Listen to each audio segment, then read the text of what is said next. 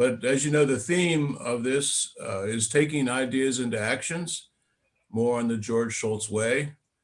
It's a theme that has been characteristic of George's work for many, many years. It's an amazing thing. And not only economic sphere, which is the focus, but throughout.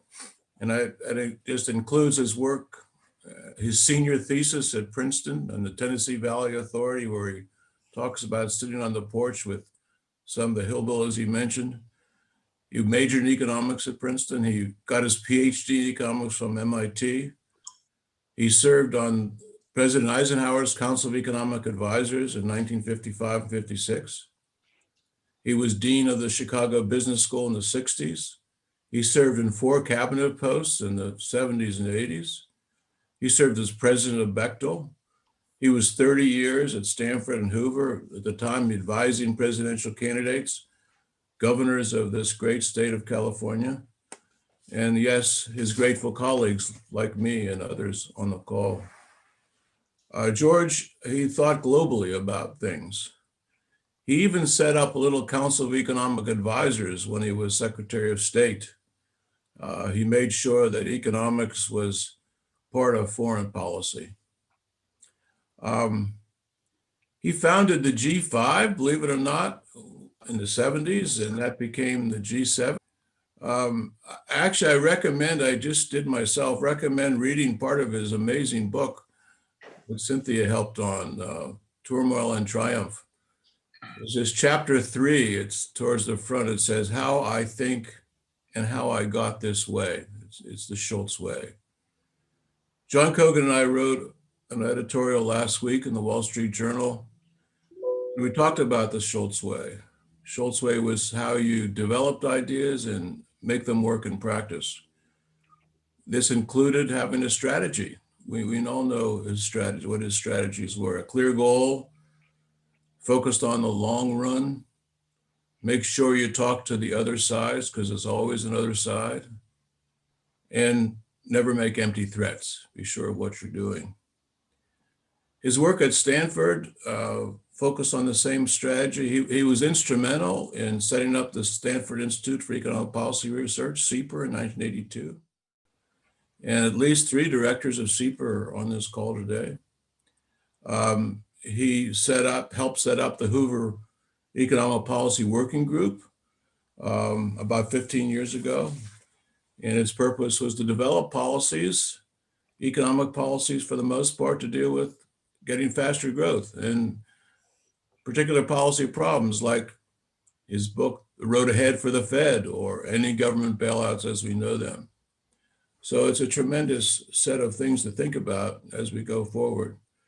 So today we're going to begin with some opening remarks by colleagues Michael Boskin, John Cochrane, Cynthia Gunn, John Gunn, John Shoven, and Thomas Stephenson. But this is meant to be an open tribute.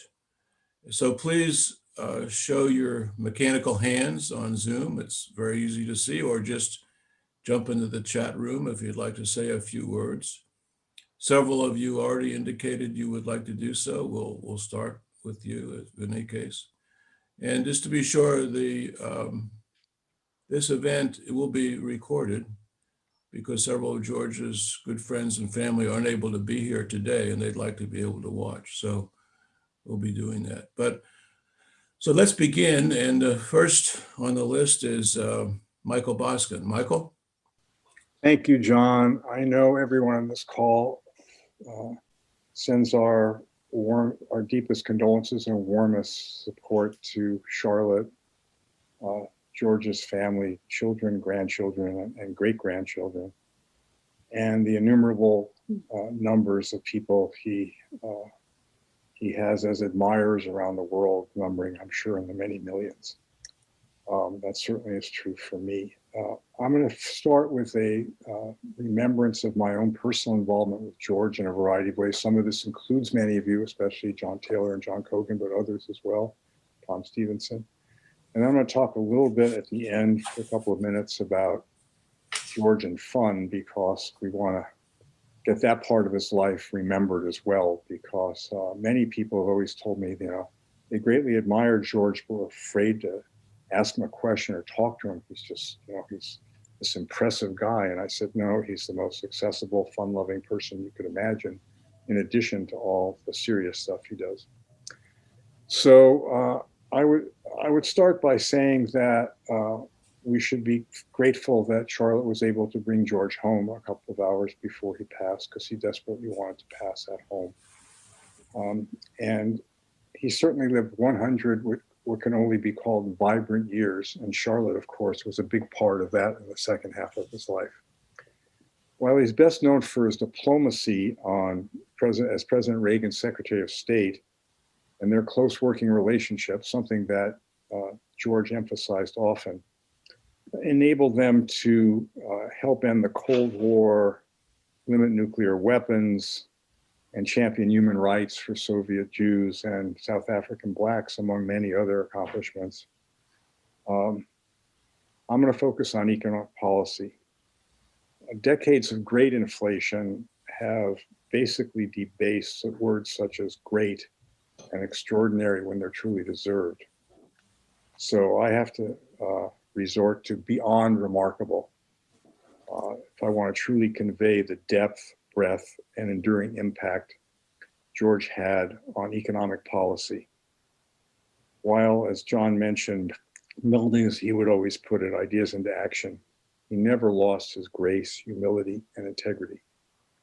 I had the privilege of working with George for 5 decades on a wider range of public policy issues. We were each in and out of government at Hoover. He became a cherished colleague, mentor, and role model to me and many others, including many on this call. And he became a close friend. I was a pallbearer at his first wife, Obie's funeral. And when I was almost killed in an auto accident, he rushed to the hospital and saw my wife through those perilous hours while I was having emergency surgery.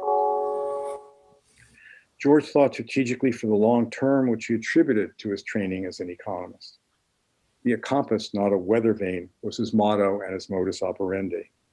And in 4 cabinet positions and lifelong advising, he profoundly affected policies on a wider range of issues and advised leaders at federal, state, and global levels. Those policies included, and I'm sure I'll leave some out, labor strikes and racial inequities, the budget, debt management, and tax reform, trade and exchange rates, regulation, money and interest rates, entitlements, education, drugs, and the environment. I know people on this call will speak about some specifics on those, and I will demur just to a few personal remembrances. And of my many involvements with George, the first began in 1973 when he was Treasury Secretary. He asked me and Marty Feldstein to advise the Filer Commission, which he and Wilbur Mills, the chairman of the Powerful Ways and Means Committee, had promoted to recommend policies toward private philanthropy when there was an assault on the charitable deductions in the income and estate taxes. Our papers, including new research, found sizable effects of the deduction on charitable giving. And this was a key part of the report of the commission used to fend off abolishing the deduction. George and I often reminisced about the importance of the larger role that private philanthropy relative to the government doing everything played in the relative success of America's mixed capitalist democracy. Soon thereafter, George and I met with California Governor Jerry Brown, who wanted advice on the budget. He tried to convince us to support his building a larger and larger state surplus. We advised him that would invite trouble, given high inflation was driving people into higher and higher tax brackets and sending property tax assessments soaring. Structural tax reform and reduction made a lot more sense. California's famous property tax limitation movement, Proposition 13, ended this plan. In 1979, George and Marty Anderson, George invited a few economists to his home for dinner with presidential candidate Ronald Reagan. He wanted me to push Reagan on the intricacies and nuances of supply-side economics, while Milton Friedman pressed him to back a potentially painful disinflation. Reagan responded only if rates got high enough. or on activities extremely responsive to taxation, high elasticities in our jargon, did lower rates recover all revenue? But well before that, would unleash the economy's dynamism. And he pledged firm support for disinflation. Not only basically perfect answers, but he accomplished both as president. George, who chaired the advisors, and Marty Anderson, then asked me to join Reagan's campaign, prep him for his debates, and help develop the tax policies in particular that led to lowering marginal tax rates, indexing tax brackets for inflation, accelerating depreciation, and introducing tax-deferred savings, IRAs, and expanding limited use of 401ks at the time, something that I was deeply involved in with my research on the effects of taxes on saving. These were historic improvements in the tax code, but combined with an overdue defense buildup and difficulty in reining in other spending, the Reagan era led to what were complaints about what seemed at the time large budget deficits. But relative to recent times, adjusted for the business cycle and size of the economy, pale to the deficits run by the Obama administration, Trump administration, and now President Biden. After I returned from the White House, George and a small group led a small group that advised California Governor Pete Wilson on fiscal and other issues. And a really important example to note is when Los Angeles was literally crippled by a devastating earthquake called the Northridge earthquake, George sprang into action, as was his wont. He gathered us together, asked for advice. I suggested the governor had better use his emergency powers to suspend and waive the state approval processes that took years to open up after the previous earthquake in the Bay Area in 1989. Some of you may remember that as the World Series earthquake. And he should add financial incentives for speed and fines for delay in addition to the general bidding.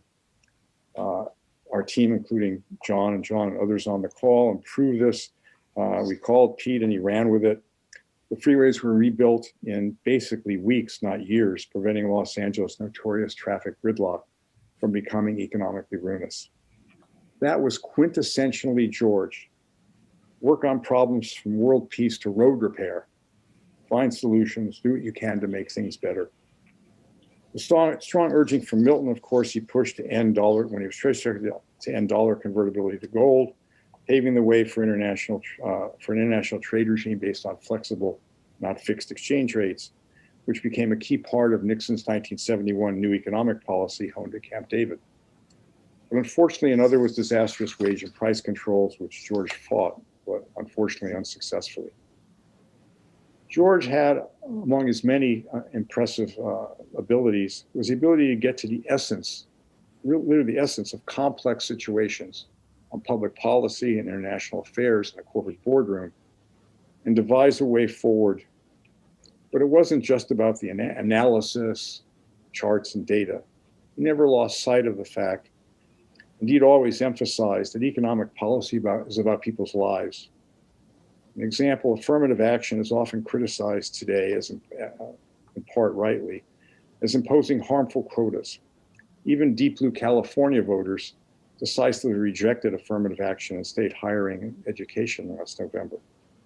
As Labor Secretary in 1969, he had the fortitude to adopt and enact and implement affirmative action to end a quota of 0 blacks in the Philadelphia building trades, became known as the Philadelphia Plan. He worked until the end, including on our federalism project. He left the world a better place with his ideas, service, mentorship, and the example he set of using your intelligence, experience, and fortitude to tackle hard problems with a very big heart. George loved fun, and that's not emphasized enough. We had great times, as did many on this call with him.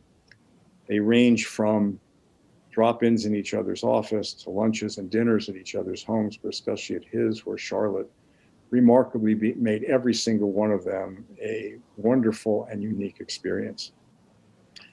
I would just emphasize 2 things about George and fun. Many of you have been in his conference room, and plastered across the walls are remarkable remembrances of his times, of his career, including many of his time and most of the time as government. including with Reagan at Reykjavik. The two things he had the most fun pointing out to people were a picture of him dancing with Ginger Rogers, which says in her note, "George, for a moment I thought it was Fred." And secondly, this plaque showing his hole-in-one at the San Francisco golf course he managed late in his golfing career. George actually introduced, and Chuck Schwab introduced me to golf in my 60s, despite my lingering issues from my accident. And it was a turning point in many ways in my minor athletic endeavors and outdoor activities. And he loved going on golf trips. We often went down to Cypress Point, and we had adventures in Sun Valley and elsewhere. But later in his life, some of his closest friends, John Taylor, John Cogan, myself, Tom Stephenson, Condi, and others, we would arrange special events for him as a birthday present. Some of those were golf trips, etc. But one of them was that George Shultz, born in 1920, not long after the Wright brothers first played flight, was taken by Tom Stephenson and myself on behalf of the group for a VIP tour of the Jet Propulsion Laboratory at Caltech, which is in charge of all the unmanned space flights, from the original ones to the most recent. And a long day, George never lost interest in sight. It's one of the few things he told me he didn't really know much about, and I had some chops with the NASA and the space community, so we arranged it. And at the end of the day, George got a special treat. He sat in front of a computer and live looked through the cameras on the Mars rover. It was indeed a wonderful, vibrant, remarkable, beyond remarkable life of achievement and enjoyment and accomplishment that will live for a very long time. Rest in peace, wise, humble John. Thank you, Michael. Thank you very much. John Cochrane, go ahead. Thank you, John. I will try for once in my life to be brief. I'm going to a little bit put on my co-host hat here. When John and I talked about this, we were a little bit miffed that George's contributions as Secretary of State were getting all the play. I mean, yeah, okay, he won the Cold War and saved Western civilization, but he was an economist. And let's talk about all the wonderful things he did as an economist, which is why this is the Economic Policy Working Group, which George in part started. So we'd like to focus on that. I'm going to tee things up mostly as questions, because he did so much and for so long, and so many people here know about what he did, that I hope we can discuss his great achievements as an economist. Just to tee up a few, working backwards, towards the end of his life, he spent a lot of time on energy issues, a long time concern with the energy crisis, putting his great powers as convener together to try to get people to focus on what we know is going to be the only answer, which is a carbon tax. Let us hope that people start listening to George. In the early Reagan administration, he was famously part of the team that put together the memo, the steady as she goes, the keep the strategy going memo, back up Paul Volcker, ride it out and win inflation and get the tax code and the economy going again, almost as important as winning the Cold War was not losing it on our end. In the 1970s, he was, as Treasury Secretary, part of getting exchange rates to float and getting rid of Bretton Woods, the gold standard, which I think were tremendous. Opening up international capital markets has been a tremendous thing. And he fought valiantly against price controls, and he lost that battle, but he won that war. And very, given the way people thought about things at the time, remarkable that he did that. As Labor Secretary, as you know, he tells great stories about breaking strikes that were unnecessary, but also great stories about bringing people together. He was really ahead of the game on desegregation. And if you can desegregate a meatpacking plant in 1968, you know what to do. But I'm still wondering, where did this George Shultz come from? Bob Baliber sent a nice email yesterday, and he'll get a chance to tell a couple more stories, I hope, later. But in his email, two things stuck out at me.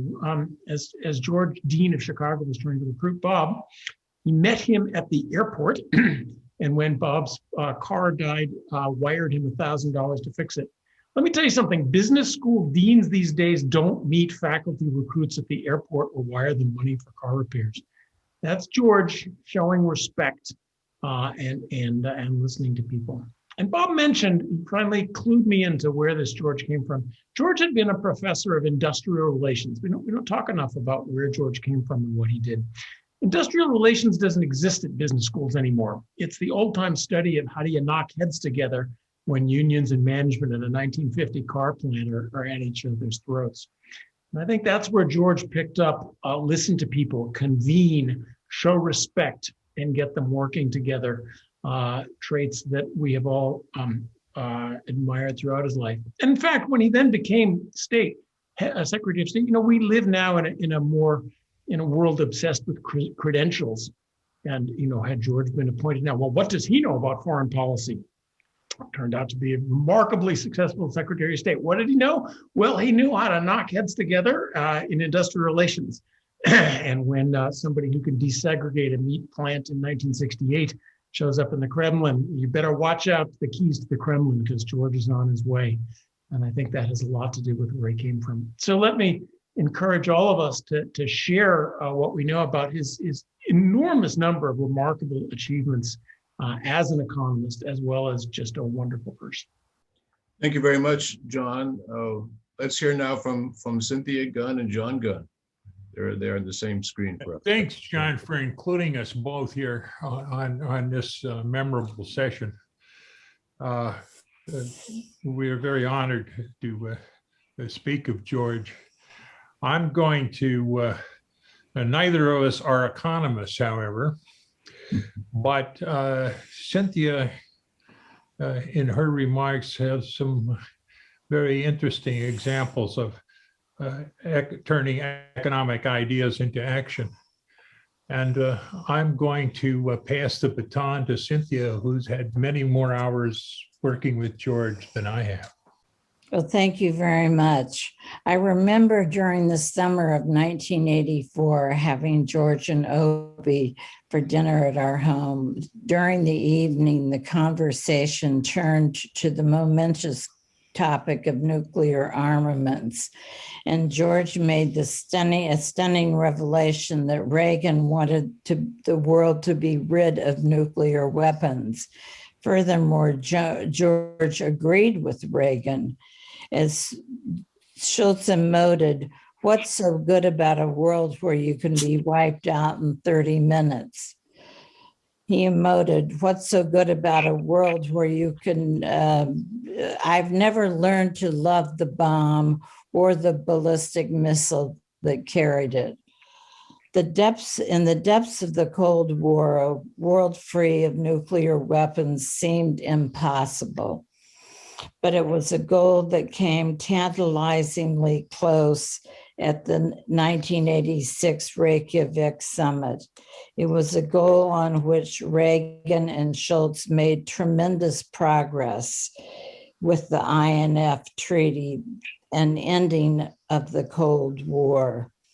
Moving toward a world free of nuclear weapons was also an illustration of how Schultz would often operate, develop a principled long-term vision, and then diligently take steps towards achieving it. The end of the Cold War was another such long-term vision.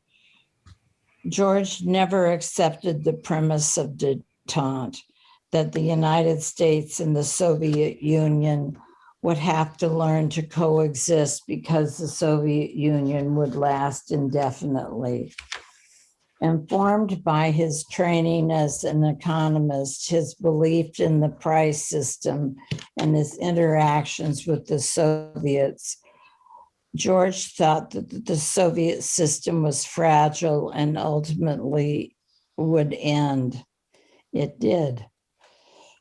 I worked with George on 2 books, Economic Policy Beyond the Headlines and Turmoil and Triumph, my 6.5 years as Secretary of State. I was editor of both. Turmoil and Triumph was written by George in his conference room at the Hoover Institution on the Stanford campus. He wanted to write the definitive memoirs of the Reagan administration and his time as Secretary of State. This he did. Upon returning to Stanford, he set about assembling a team and process to make that vision possible. We first tried dictation, but the results proved too impressionistic.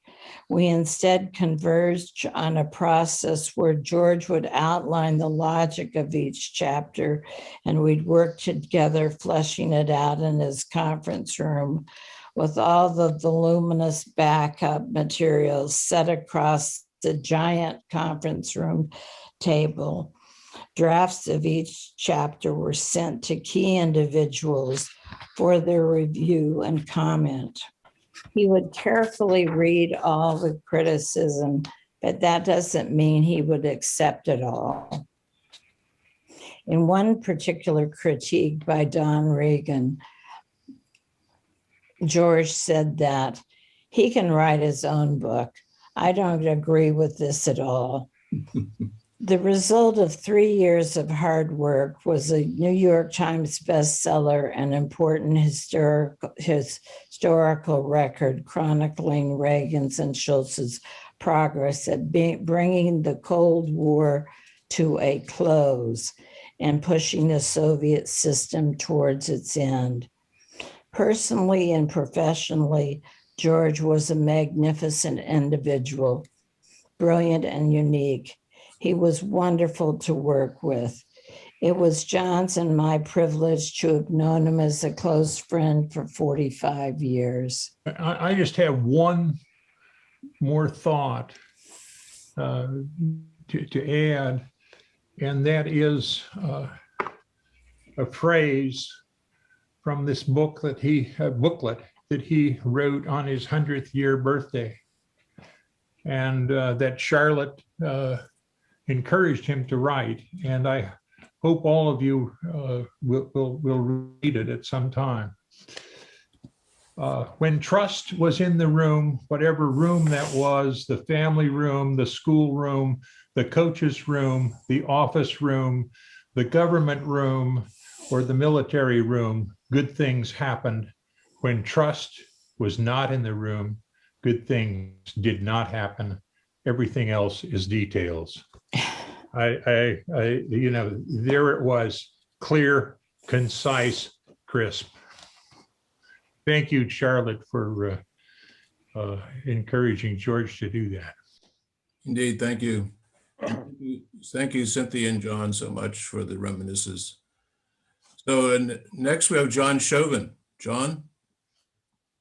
Okay, well, I will try to be brief, and I'm going to pick this up when George was 74 years old. So I'm leaving out quite a bit.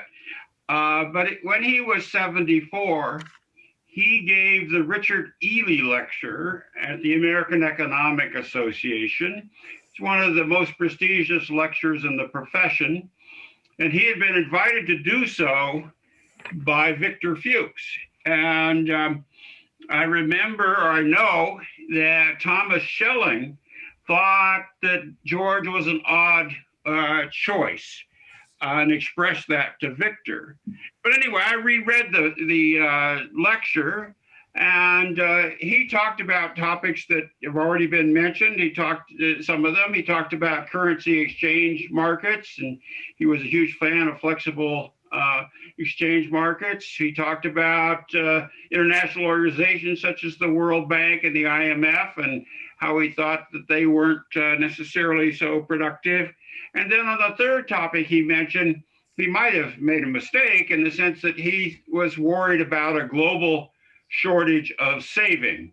And given that we have negative interest rates around the world, that one may not have panned out. But what caught my eye was the last story he told in the lecture. And he reflected back on his time on the Eisenhower Council of Economic Advisors. And with him on that CEA, possibly both of them were staffers at that point, was Joe Peckman. And Joe Peckman was, of course, actually a liberal Democrat, but he always favored lowering tax rates and widening the base, broadening the base.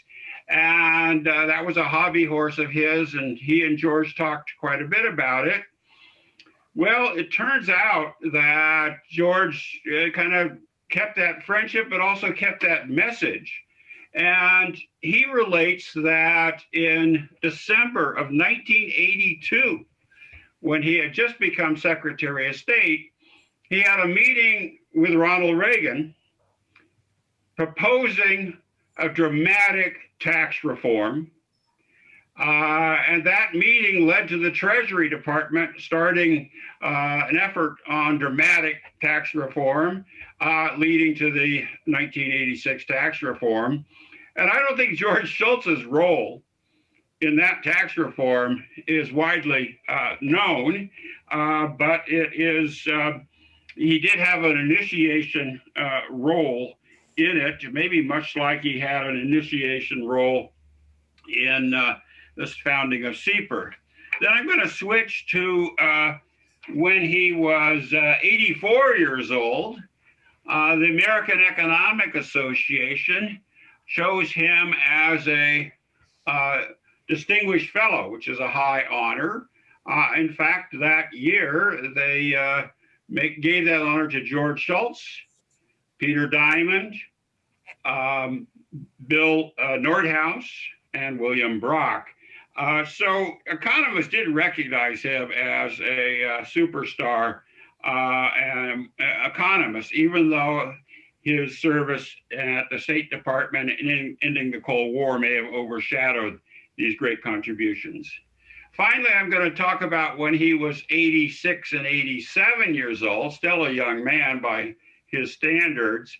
So I wrote a book with George with the help of Matt Gunn and Gopi Shah Goda called Putting Our House in Order. And that dealt with entitlement reforms, Social Security and healthcare reforms. And it was interesting to work with George. He did a huge share of the work, but he had certain principles, which one principle was if you've got a very expensive problem to deal with, like solving entitlement reform, it's certainly better if you're working with a big economy than a little economy. And we have to be careful not to raise taxes and so forth and harm the rate of growth of the economy. So we came up with a proposal for Social Security reform, which did restore solvency, would have restored solvency without raising taxes. It did involve the so-called progressive price indexing. It involved raising the age at which you can get full benefits. By the way, he was a huge advocate or huge fan of demography. He was really in his own element, dealing with the demographic aspects of entitlement reform. But I thought he was practical, and on Social Security at least, I don't think he had studied it as much as some of the other topics he worked on, but boy, he was a quick study. And, I thought we would have been better off if our suggestions had been followed 13 or 14 years ago instead. I don't know. I mean, Tom Stephenson, maybe you're going to talk about the carbon tax. I talked to him about that. Again, I mean, you were dealing with a natural economist. I mean, a guy who understood incentives. In fact, one story I remember just his mentioning as we were working on this book, particularly the healthcare sector, he just kind of says quietly, he says, boy, people never spend other people's money as carefully as they spend their own. And that's probably something that, who knows, he and Milton Friedman had talked about, he had a fondness for things like health savings accounts. And I mean, you all kind of know how he thought, but I don't know, it was a great privilege to work with him. You know, one of the greatest economists I've ever worked with, and that's not even counting all of his diplomacy skills and so everything else. So it was just a great experience to me working with him. I should mention too, I was CEPR director for 20 years, and he was my secret asset in lining up speakers and so forth. Unbelievable ally of mine. And I just go into his office or knock on his door. He'd always welcome me and help. So we lost a great friend. And by the way, I echo the sentiments of Michael Boskin expressed about you, Charlotte. We send our condolences, but you were a wonderful, wonderful part of his life, and you helped him enormously. Thank you very much, John. We're not going to hear from Tom Stephenson, who has worked a lot on energy issues. So, Tom? As you anticipated, John, I thought, or both Johns anticipated, I thought I would talk a little bit about a subject that George and I worked very closely on for a number of years, and that's the whole subject of what is happening with energy in the atmosphere. And so we had developed a interest jointly, in the early 90s, a concern about what was going on in California in terms of the energy crisis. And as we talked more about that, we had encouraged our colleague Jim Sweeney to write a book about the crisis, and that eventually led to George and me setting up something called the Schultz-Stephenson Energy Task Force at Hoover. And what we really did there, and this was classic Schultz, we identified a problem and then designed a plan based on prior experience on George's part in a similar situation to the current challenge. In the role model in this instance was efforts to address escalating climate damage from hydrofluorocarbons back in the Reagan administration, when George had designed something called the Montreal Protocol, which really was a way to address this challenge of what was going on with HFCs. And with George's leadership, some 200 countries eventually signed on to the Montreal Protocol, and it was certainly very successful in reducing and in some instances preventing atmospheric damage from fluorohydro CFCs. High on the list of today's major atmospheric challenges, of course, is the emission of carbon dioxides, and our knowledge and concern of this situation rapidly escalated in the early 2000s. We sought a market-based solution, this we being the task force with George's leadership, to reducing carbon emissions rather than a government fiat approach, find one that depends on market factors. Others had advocated putting a price on carbon, but George's great contribution to the design of such an approach was the concept of revenue neutrality for the proceeds of the tax. In other words, return the proceeds from the carbon tax by mailing a check to all citizens with a Social Security number, which meant no fiscal drag on the economy. And because everyone would receive the same amount, those at the lower end of the income scale would receive proportionally greater income augmentation. There have been other design versions of putting a price on carbon, but the basic approach is to introduce a way for markets rather than government fiat and bureaucracy to control the process, and that's a Schultz hallmark. As some of you know, George and I spent a fair amount of time in Washington late in the Obama administration and at the very beginning of the Trump administration, trying to influence our legislators in the Senate, particularly with regard to the merits of our carbon tax proposal. We focused much of our attention on Republicans, in part out of a belief that if we could persuade Republicans of the merits of something that had all the earmarks of a tax, we'd probably be able to convince enough Democrats to support such an environmentally friendly approach. I was certainly conscious of the likelihood that because of George, we wouldn't get a lot of aggressive pushback from members of Congress on our proposal, at least in person. And that's simply a reflection of the deep and genuine esteem in which George was held by all, regardless of party affiliation.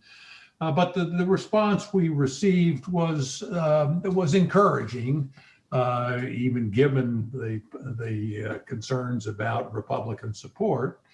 And so there have been some continuing efforts to lobby Congress to pass the carbon tax legislation, including strong endorsements from high-profile cabinet, a couple of our friends, high-profile cabinet secretaries, Jim Baker and Hank Paulson, with near total lack of interest and promise of a veto on the part of our last president. However, we have done relatively little to aggressively push our revenue neutral carbon tax proposal the last couple of years, while George and I have had several preliminary discussions in recent months about renewing our carbon tax approach and to environmental policy. Other subjects, such as writing the hinge of history,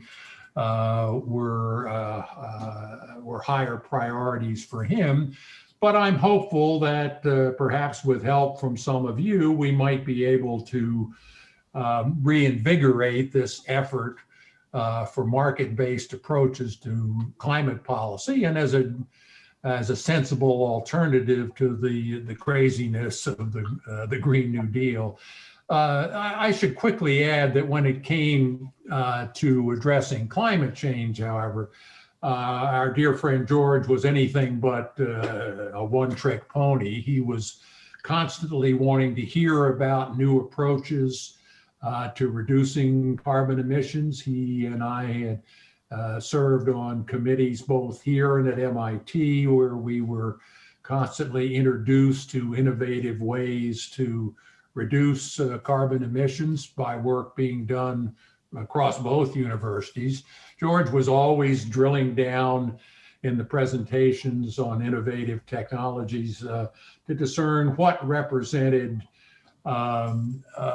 realistic opportunities and what, at least for now, was in the pipe dream category. His strong belief in the power of markets certainly guided his thinking with regard to federal government funding of basic research and energy innovation. He strongly believed in government funding of basic research, but as new technologies move from the research phase to more specific product development, he was much more inclined to limit government spending and rely on the private sector to complete such product design and initiate commercial production. Some see the absence of more government funding for the D piece of R&D as a major contributor to what a lot of people refer to as the Death Valley syndrome. But George believed that the discipline of designing and selling products was imperative to the proper functioning of free markets. Now, not surprisingly, many who believed in the important discipline of markets to put a price on carbon emissions, came to see us to seek George's approval of and our public financial support of their carbon tax proposals. We ultimately did lend our name and support to an organization called the Climate Leadership Council that has done an excellent job with our help of obtaining important backing from environmental groups such as the Nature Conservancy and Conservation International, as well as formal endorsement from most all of the major oil companies. What a wonderful tribute to George's legacy it would be if eventually a revenue neutral carbon tax were to be passed by our government, our Congress, and by other major carbon emitting countries around the world. I would just close by saying what a remarkable human being and how fortunate we all were to be his friend, colleague, and collaborator. Thank you very much, Tom, and thanks for all of you for leading us off. I like this emphasis on the power of markets, which comes out of all the presentations very nicely. So some people have already indicated their willingness and eagerness to talk, and the first on my list is Kevin Warsh. Kevin, go ahead, please. John, thanks very much. It's an honor to join in this and to follow Tom's beautiful comments. I can't help but think as I was listening to these stories that we're really all students of George, because George emphasized quite a few things. One is the power of ideas. And, in most celebrations like this, we might be talking sappy stories and the rest, which he wouldn't have had much interest in. He was just interested in the world of ideas from his first days to his last days. The other thing that's remarkable is he would tell stories to elaborate on those ideas. And most of us have told stories, so I'll join just a couple. And the third thing, as I heard these, is, these policy disagreements that we've had, both at campuses like ours, but across the country, for him were never personal. They were rarely vitriolic.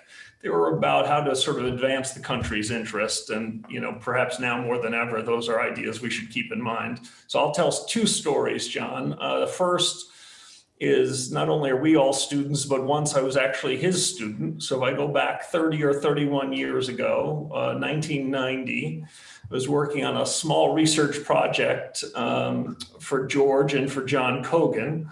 And I'd come in to bring my sort of research first to Cogan, and then we were going to walk down the hallway to Schultz's office. And Cogan had to do something, so he left a Post-it note on his door.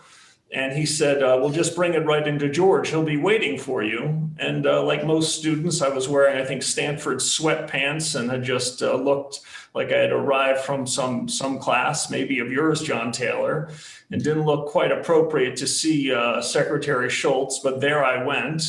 And I remember sort of showing him the results of the little research project I was doing on a mainframe computer over near the statistics department.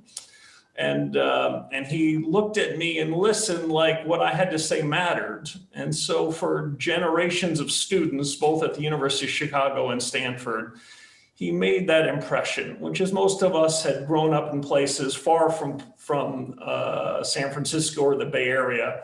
We really didn't know what the life of an academic was. We didn't know what the life of a policymaker was.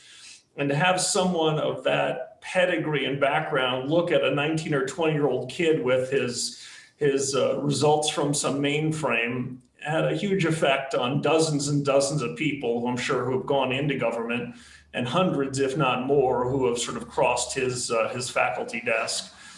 I couldn't help but notice, John, he was looking at my attire, which was really quite poor. And he asked me where I was coming from. And I think I said I came from class. And then just somewhat sheepishly, George, of course, was dressed up perfectly and had a suit and a tie on and looked great. And I said, George, how come you dress up so well? I know Cogan normally wears like golf pants and a polo shirt. And George leaned across his office and said, Kevin, I dress up like this because we have work to do. And that stayed with me ever since, because the truth is we all have work to do. And he dressed up like that even on the final Wednesday, I remember John, you and John Cochrane hosted him just a few days before his passing. And we did a Zoom call with a foreign central banker, a former foreign central banker, and he was dressed up and looked great. And he had a question. I think his question, last question I heard him say, John, was, who are the best and worst central bankers of the last, of your lifetime? And he said that not because he was looking to provoke, but even in his last days, he was thinking about, who's making a difference to advance our interests. So he was an incredible teacher and treated students like they actually had something to say. Let's hear it from John Williams and then John Lipsky. John Williams. Sure. Thanks, John. Thanks for inviting me to this. And I've been listening to everybody tell their stories and remembrances. I actually think what Michael Boskin said resonated very much with me as the person who's like, here's the great George Shultz. He had 4 cabinet level positions, had been in, the different administrations. So someone we read about in the news, and obviously a person who's revered. What will I talk to him about? And my experience was exactly what Mike was saying, that always he was open to just talking to anybody and sharing their views, and also something that people said was open to expressing differences in views in a respectful, honest, authentic way. And I know in some of my presentations I gave at the Hoover events, John, that you organized, you could count on George not only to be attending, but being ready with a pointed set of remarks, and that cut right at some key issues, but done in a very respectful and very constructive way. And that's something that I always appreciated about the events, is that George would share his perspectives, whether he agreed or whether he didn't. And as someone who's spent their whole life in public service, you look at George as just an inspiration, I think, for me, for many of my colleagues. In many ways, the ideal public servant, where he brought intellect to the issues that, as many of you talked about, that he dealt with some of the most difficult issues of the times, both in terms of economic policy, but in foreign policy. Brought in, deep sense of integrity and principle to those issues. We always heard that in any of the discussions at the various events that I've attended. Always went back to principles. And then finally, I think, which is maybe the most important, is the sense of purpose. Why are we doing this? It's in the, people have said this, I know Kevin just said it, it's in the public interest. It's to do what's best for the country, or in many cases what's actually best for the world.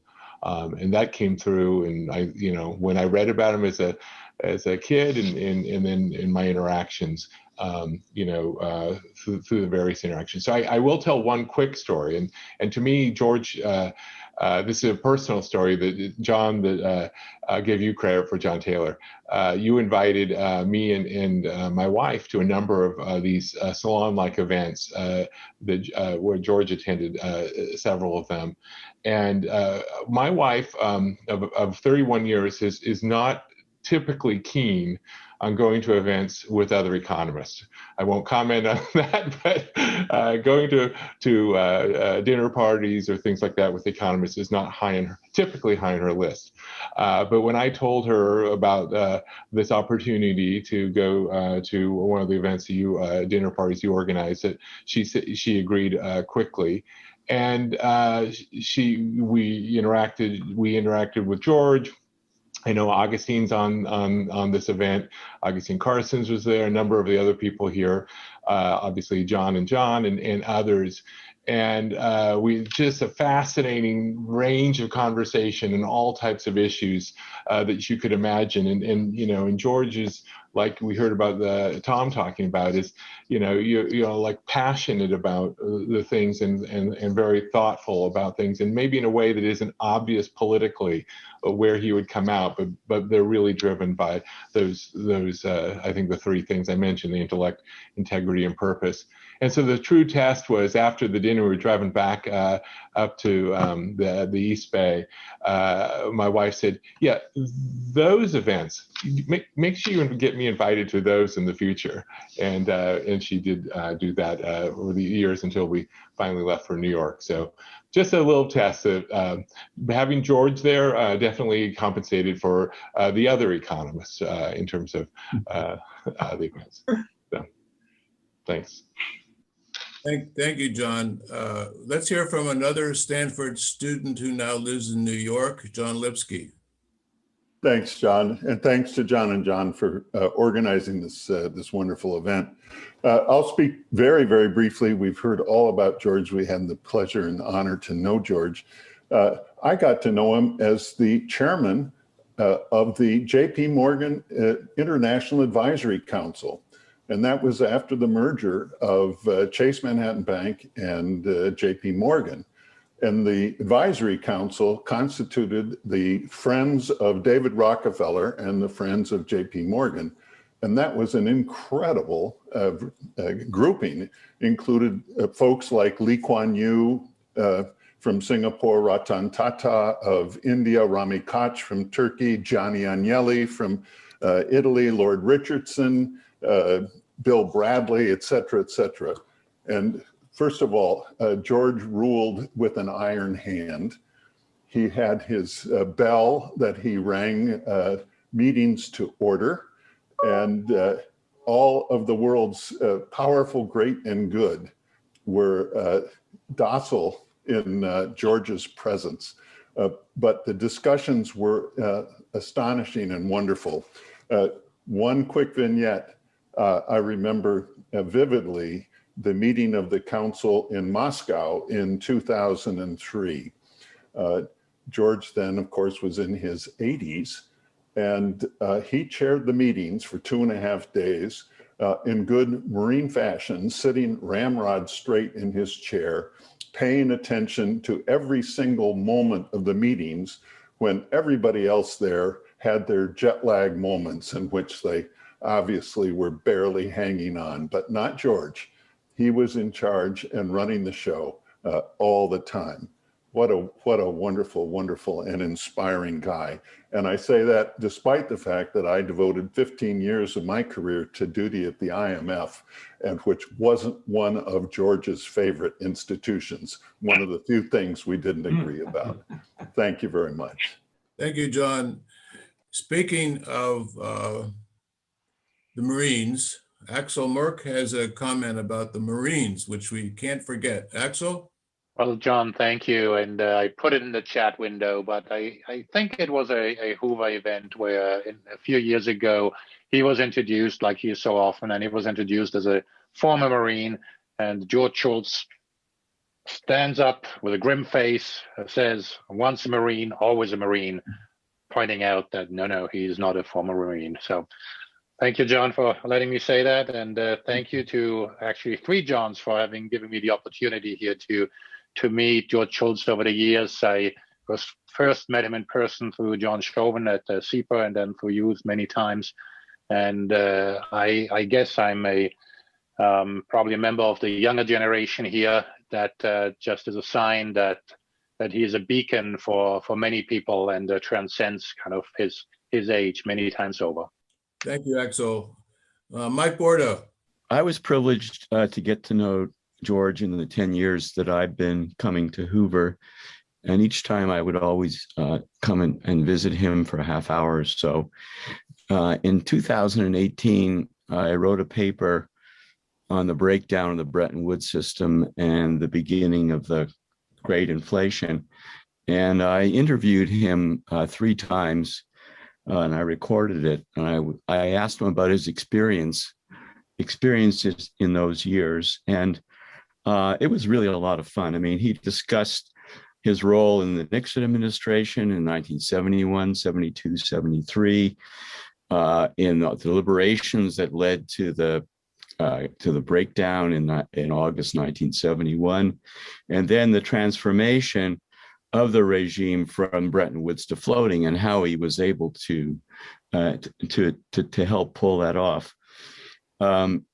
And he told anecdotes about many of the players, especially Arthur Burns, who really ended up in a pretty heavy role for originating, for having a lot to do with originating wage price controls.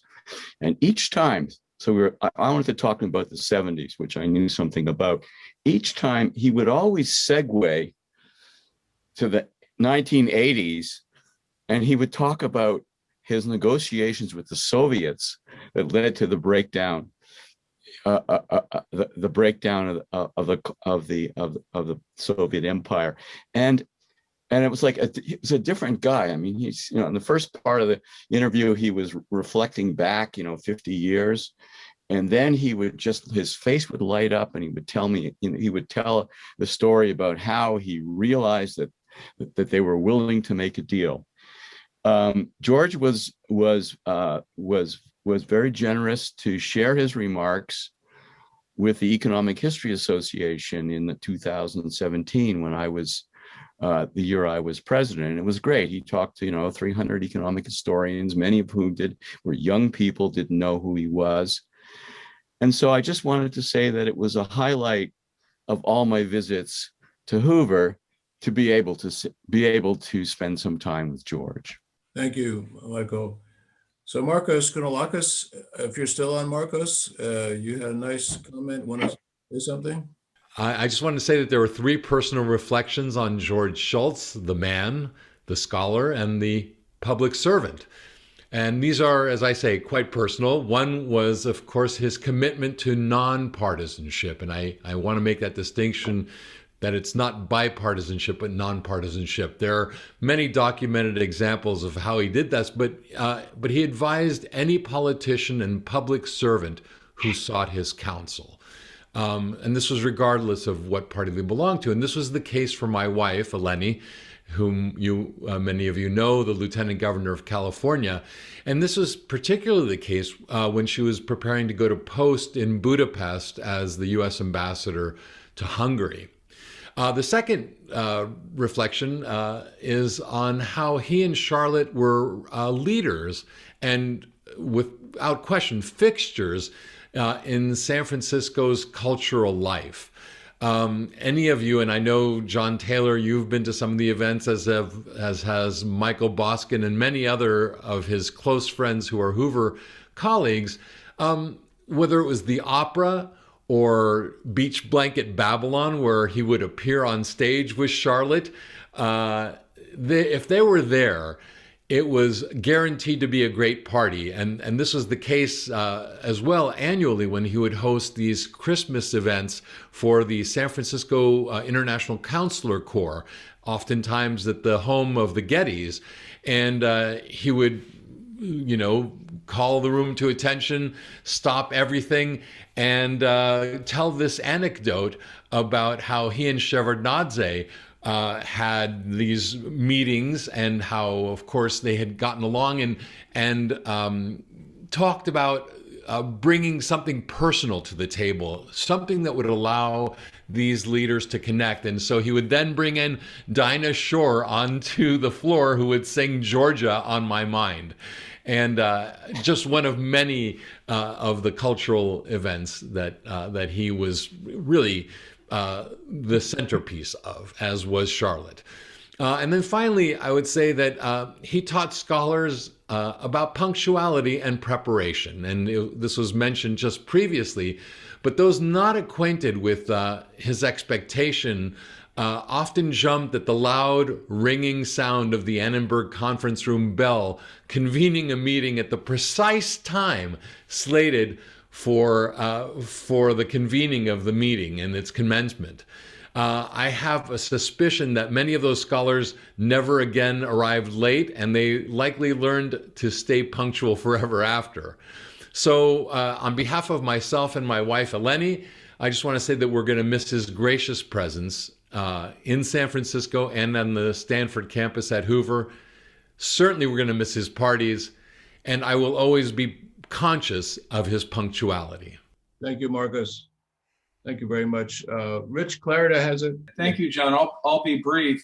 This is a great event, fitting for a great man. I'll just share with you one anecdote. Thanks to John and Hoover, I had a chance to interact with George in the last 5 or 10 years at the annual events, including I was on a panel with him and John, which is a highlight of my career. But the anecdote I'm going to share dates back from when I was a staffer at the CEA in 1986.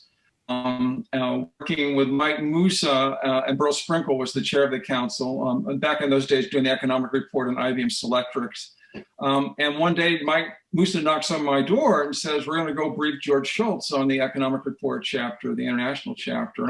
And I was thrilled. I didn't see that coming. And I thought, why is the Secretary of State want to listen to a staffer? And anyway, so we went over there in George's office, the palatial office at the 6th floor of the State Department, and he couldn't have been more engaging and interested, and Mike and Burl let me do a fair amount of the talking. What I vividly remember about it was the impression it made on me that the Secretary of State had 30 minutes for a CEA staffer. And the other thing I remember is how much he wanted to drill down. This was 1986.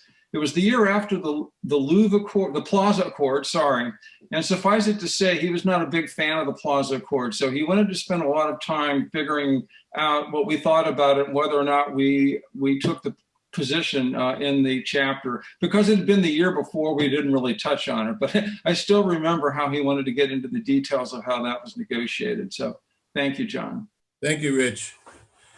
So let's hear from another central banker, Agustín Carstens, especially since you may be a little far away, Agustín. Yes, thank you very much, John. Thank you both, Johns, to organize this, pay tribute to George Shultz. I want just to relate 2 stories or two thoughts about George. One big opportunity for me to interact with him is that for probably at least 10 years, he was co-chairman with Pedro Aspe and different top Canadian politicians and or industrialists on what was it called the North American Forum, which is a forum that is basically run by very forceful individuals that represent really a driving force in both in Canada, in the US, and in Mexico, trying to keep alive the spirit of NAFTA, what now has a different name. But at the end of the day, there is this idea that well, first of all, free trade is important, or as close as free trade is very, very important for the development of countries, but also it's a way to bring countries together. And it was just remarkable how for 10 years at least, he spent a lot of time doing this task and always enlightening, bringing some very important people to the different events to hear government officials, industrialists, civil society about the realities. And I have to say that he provided tremendous service. And the other thing that I especially also with my visits to Hoover and to different events that you hosted, John, something that was very useful for somebody like me who had been Minister of Finance and also Central Bank Governor, is that when you're really acting and you are exercising your duties,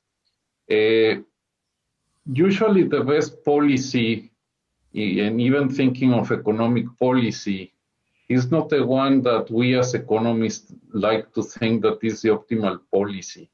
At the end of the day, oftentimes the best policy is the one that is feasible. And you really have to combine, maximize, I would say, the economic, let's put it in this way, integrity of the measures that you want to implement with the capacity of those policies become reality. And there are very few people who have the capacity to bring these 2 aspects together. And let me tell you, in particular, dealing with very tough issues between Mexico and the US, George really had provided very important guidance and advice about how to address these issues. I mean, very important topics like immigration, like narco-trafficking, obviously trade, even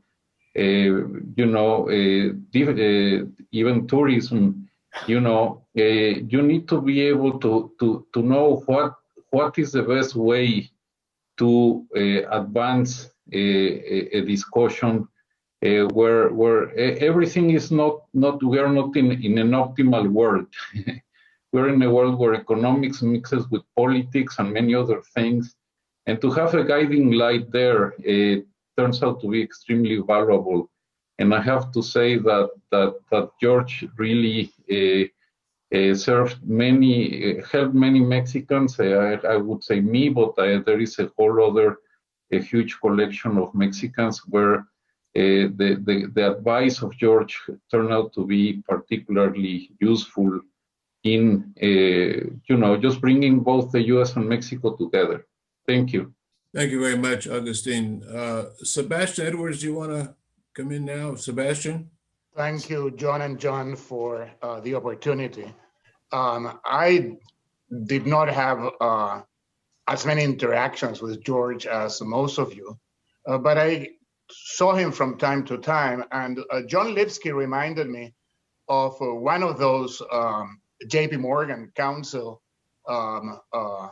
events in Argentina. And this is apropos because former President Carlos Menem just passed a few days ago. And I was invited by John Lipsky to this event to talk about something about Latin America.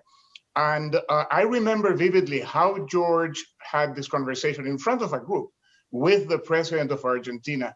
And in a firm, gentle way, he conveyed that the international community was very concerned with what was going on in Argentina. And the way he did it was very impressive to me. So very briefly, John, I want to give two anecdotes which reflect some of the attributes that have been mentioned by many of the speakers: his kindness, his accessibility, his curiosity, the fact that he listened.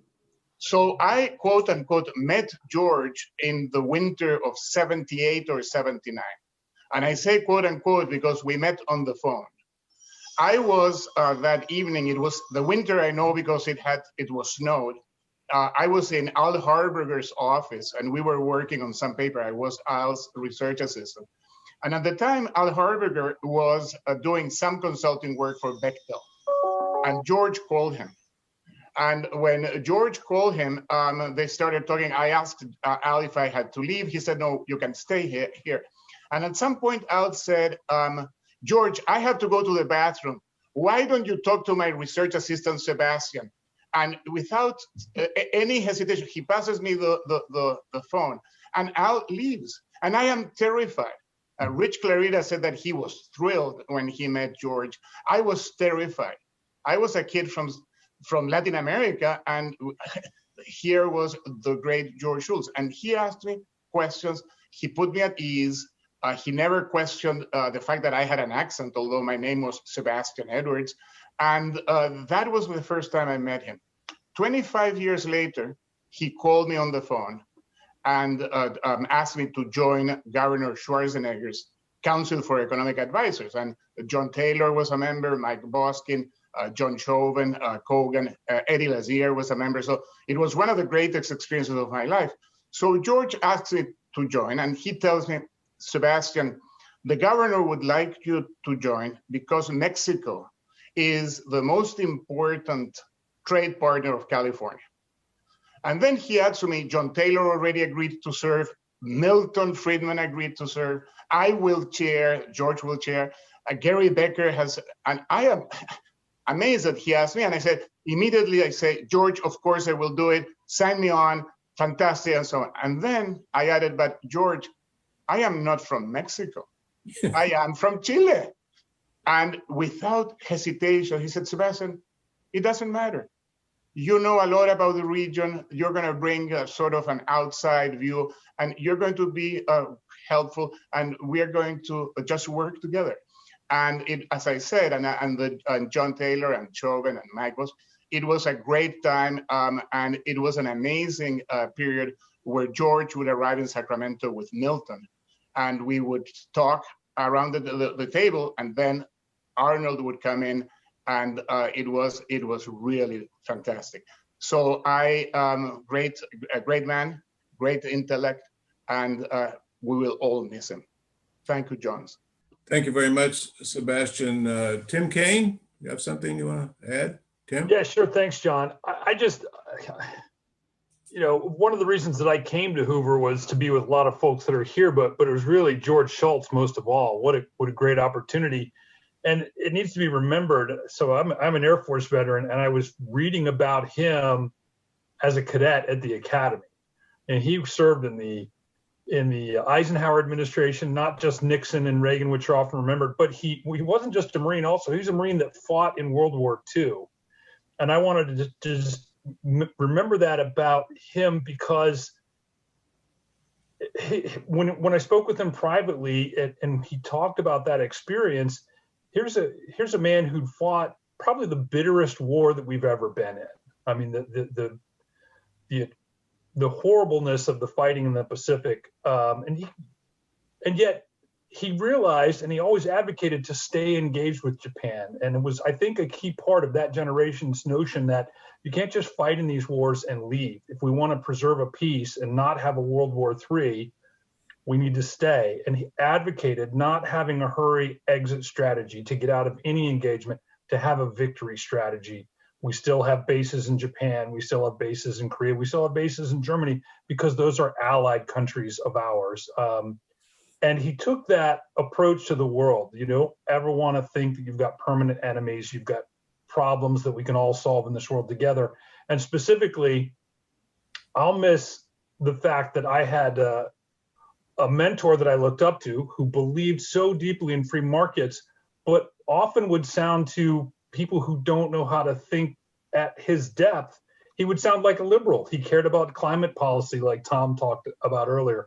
He and I were, had a mind meld on how important immigration was to America, because it made us stronger on the world stage. And that was the source of our lifeblood and our values.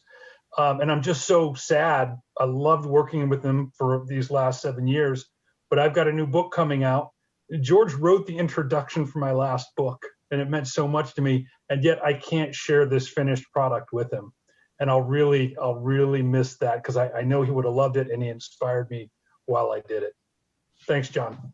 Thank you very much, Tim. Bob Hall. Actually, this is related to what Tim just mentioned.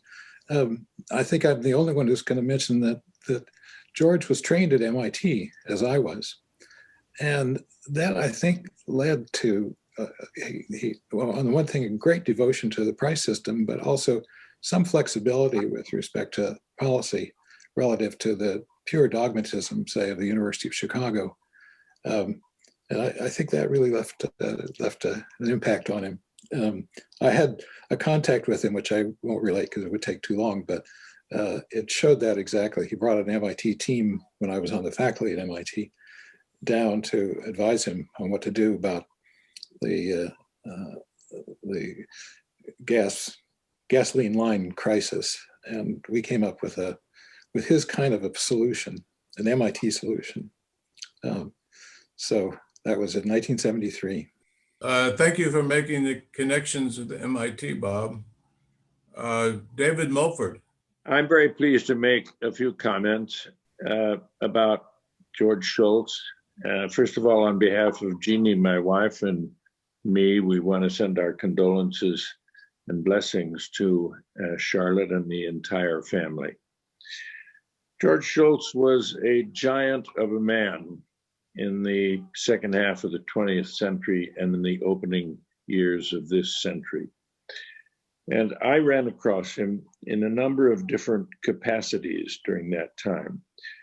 First of all, in the late 1970s, when he was at Bechtel, He came to Saudi Arabia when I was acting as the advisor to the Saudi government at Sama, after the huge flow of resources that came into Saudi Arabia after the 1973 price increase. And this was really changing world markets. He came to see me because Bechtel was in the process of advising and helping Bechtel to build a $25 billion gas gathering facility in eastern Saudi Arabia, which marked the first time that Saudi was beginning to modernize its economy and take account of the fact that it was wasting by allowing the flaring of gas, energy, and it marked the beginning of the huge transformation that began in that country. He always came because he was fascinated by what Sama was doing to modernize its investment function with the world. And he always called in, spent some time with us. Second time, we overlapped when I was at Treasury and he was at State for a number of years. And the debt crisis of 1982, which extended until the end of that decade, was a preoccupation of everyone, not just the Secretary of the Treasury, but also the ex-secretary and the Secretary of State. And he followed that until we, in 1988, came to the point that we needed to develop a plan that really solved the debt crisis. And that was the Brady Plan. And Secretary Brady included George and a number of other senior cabinet members in our consultative group as we met every few days to design the Brady Plan. And first of all, to accept the reality that the debt crisis presented. Our financial system was very much at risk at that point, and he was, of course, always full of good ideas. Finally, he was very active with the Soviet Union in the debt crisis for the Soviet Union. When the Minister of Finance of the Soviet Union, Mr. Galinsky, announced at the World Bank meeting to the private meeting of the G7 ministers that the Soviets would not be able to meet their debt payments after, including servicing, after middle November of that year, which was 1991. The G7 deputies, of which I was one for 8 or 9 years, were sent to Moscow to negotiate an arrangement that would permit the Soviet Union debt, first of all, to be centralized as the responsibility of Russia, and secondly, to be permitted by that negotiation and the agreement that was reached to begin the debt reschedulings that were done by the Paris Club at that time, and save the world from a major financial crisis if they had defaulted simply openly in the community. Finally, George brought me to Hoover. When I saw him, 2016, he said, "Come here, see what happens," which I think was a very characteristic comment by George. And he also, of course, through his many relationships, including with Ratan Tata, was the person who received Ratan Tata when I brought him over to Hoover.